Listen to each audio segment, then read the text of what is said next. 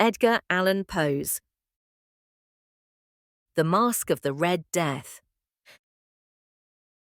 The Red Death had long been feeding on the country. No sickness had ever been so deadly, so great a killer, or so fearful to see. Blood was its mark, the redness and the horror of blood. There were sharp pains and a sudden feeling that the mind was rushing in circles inside the head. Then there was bleeding through the skin, though it was not cut or broken. And then, death. The bright red spots upon the body, and especially upon the face of the sick man, made other men turn away from him, afraid to try to help. And the sickness lasted, from the beginning to the end, no more than half an hour. But Prospero, the ruler of that land, was happy and strong and wise. When half the people of his land had died, he called to him 1,000 healthy, happy friends, and with them went far away to live in one of his palaces. This was a large and beautiful stone building he had planned himself. A strong, high wall circled it. This wall had gates of iron. The gentlemen, after they had entered, brought fire to heat the iron of the gates to make them close so firmly that nobody could open them. Here they could forget the sickness, the Red Death. They would leave the outside world to care for itself. Prospero had supplied everything they needed for pleasure. There was music, there was dancing, there was beauty, there was food to eat and wine to drink. All these were within the wall, and within the wall they would be safe. Outside the wall walked the Red Death.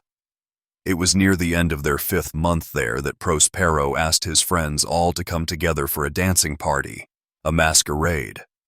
Everyone was asked to come dressed in fine clothes and with his eyes, or perhaps his whole face, covered by a cloth mask.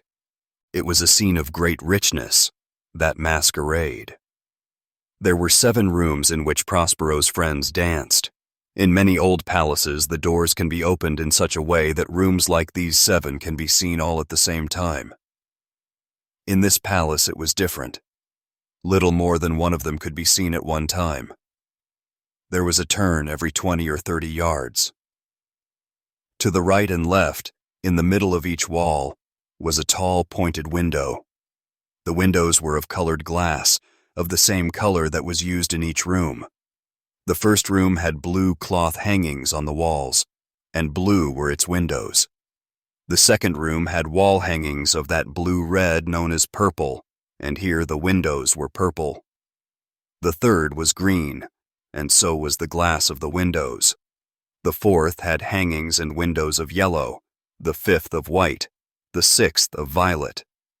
But the 7th room had hangings on the walls made of a rich soft cloth which was black as night, and the floor, too, was covered with the same heavy black cloth. In this room the color of the windows was not the same. It was red, a deep blood color. All the rooms were lighted through the outside windows. The resulting light was strange indeed, as it colored the shapes of the dancers. But the light that fell on the black hangings through the blood-colored glass was the most fearful of them all. It produced so wild a look on the faces of those who entered that there were few of the dancers who dared to step within those dark walls. In this room stood a great clock of black wood. Gently it marked the seconds as they passed, and when it was time to mark the hour, the clock spoke with a loud, clear voice, a deep tone as beautiful as music, but so strange that the music and the dancing stopped, and the dancers stood still to listen. And then, after another 60 minutes, after another 3,600 seconds of time, of flying time, the clock struck again, and the dancers stopped as before. Nevertheless, it was a happy and beautiful masquerade, and you may be sure that the clothes the dancers chose to wear, their costumes, were strange and wonderful. The dancers looked like the forms we might see in true, bled dreams. And these, the dreams, danced softly through the rooms, taking the color of the rooms as they moved. It did not seem that their steps followed the music, but that the music rose from their steps. But into the seventh room the dancers do not go, for the red light coming through the windows and the blackness of the wall hangings make them afraid. And he who enters hears more deeply the striking of the great black clock. But the other rooms are crowded, and in them beats hotly the heart of life. And the dance goes on until at last the clock begins to strike 12. Again the music stopped. Again the dancers stood without moving, while the slow striking sound continued. Before the clock was quiet again, many in the crowd saw that in the first room, the blue room, there was a masquerader who had not been seen before. As they talked softly to each other about him, a feeling of surprise spread through all the dancers, then a feeling of fear and of sickening horror. In such a group as this, only a very strange masquerader could have caused such a feeling. Even among those who laugh at both life and death, some matters cannot be laughed at. Everyone seemed now deeply to feel that the stranger should not have been allowed to come among them dressed in such clothes. He was tall and very thin, and covered from head to foot like a dead man prepared for the grave. The mask which covered his face, or was it really a mask? The mask which covered his face was so much like the face of a dead man that the nearest eye could not see the difference. And yet all this might have been acceptable. But the masquerader whom nobody knew had made himself look like the Red Death itself. His clothes were spotted with blood, and the mask over his face was covered with the terrible red spots. Or perhaps it was indeed his face. When Prospero looked upon this fearful form, he was first filled with terror, and then with anger. "Who dares?" he cried. "Take him! Seize him! Pull off his mask so that we may know who we must hang at sunrise." Prospero stood in the blue room when he spoke these words. They sounded through the 7 rooms, loud and clear. At first, as he spoke, some of the dancers started to rush toward the strange masquerader.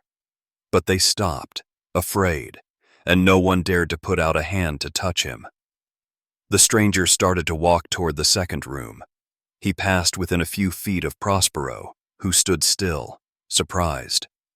And while the dancers moved back from the center of the room, the stranger moved quietly, without being stopped, with a slow and measured step, through the blue room to the purple room, through the purple room to the green room, through the green to the yellow, through this to the white, and then to the violet room. As the stranger was entering the 7th room, Prospero suddenly and angrily rushed through the 6 rooms. No one dared to follow him. He held a sharp knife high over his head, ready to strike the stranger. When he was within 3 or 4 feet of the strange masquerader, the stranger turned and stood silent, looking firmly into Prospero's eyes. There was a cry, and the knife dropped shining upon the black floor, upon which a minute later, Prospero himself fell dead. The dancers then rushed into the black room. The strongest of the men tried to hold the masquerader, whose tall form stood beside the black clock. But when they put their hands on him, they found inside the grave clothes no human form, no body, nothing. Now they knew that it was the Red Death itself that had come in the night. One by one the dancers fell, and each died as he fell. And the fires died, and the clock stopped, and darkness and decay, and the Red Death ruled forever over all. Thank you for watching. We're so glad you spent your time with us. If you enjoyed the video, don't forget to give it a thumbs up. It's a huge motivation for us to create more content.